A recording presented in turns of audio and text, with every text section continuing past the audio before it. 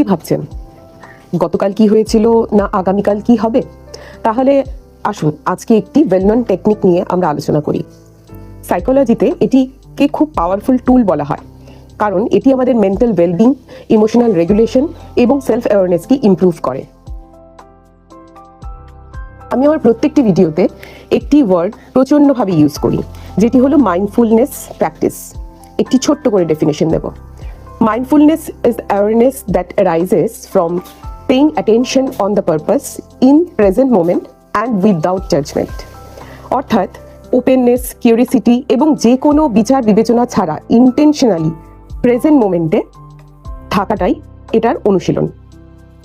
Psychological component of mindfulness নিয়ে কিছু আলোচনা করব। প্রেজেন্ট মোমেন্টের অ্যাওয়ারনেস, অতীতে কি ঘটেছিল এবং ভবিষ্যতে কি ঘটবে তার দুশ্চিন্তা না করে বর্তমানের ওপর মনোযোগ দেওয়া।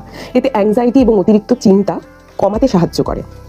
এবং নন জাজমেন্টাল অ্যাকসেপ্টেন্স, মানে আমাদের ভেতরে কি চিন্তা হচ্ছে বা কি আবেগ তৈরি হচ্ছে সেগুলোকে ভালো খারাপ হিসেবে চিহ্নিত না করে সেগুলোকে পর্যবেক্ষণ করা। এর ফলে ইমোশনাল রেগুলেশন এবং সেলফ কম্পেশনকে বৃদ্ধি করা যেতে পারে। তারপর বলতে পারি সেলফ অ্যাওয়ারনেস। আমি কি চিন্তা করছি, আমার কি অনুভূতি, আমার আচরণ, সেটাকে পর্যবেক্ষণের করার যে উপলব্ধি সেটাকে বৃদ্ধি করার দ্বারা আমরা আমাদের ইমোশনাল ইন্টেলিজেন্স এবং বেটার ডিসিশন মেকিংকে সমর্থন করতে পারি। তাছাড়াও বলতে পারি ইমোশনাল রেগুলেশনস, যা চাপ বা প্রতিক্রিয়ার মধ্যে আবেগবশত রেসপন্স না করে ব্যক্তিকে ভেবে চিনতে রেসপন্স করতে সাহায্য করে। এটি আমাদের রেজিলিয়েন্স এবং কোপিং স্কিলসকে বৃদ্ধি করে। Mindfulness is more than meditation. It is the practice of being fully present in the moment. Some benefits are reduce anxiety and stress, improve focus and concentration, enhance emotional regulation, and promote self-awareness and resilience.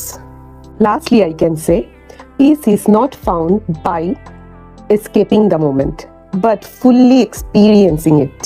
Stay tuned with us. Thank you.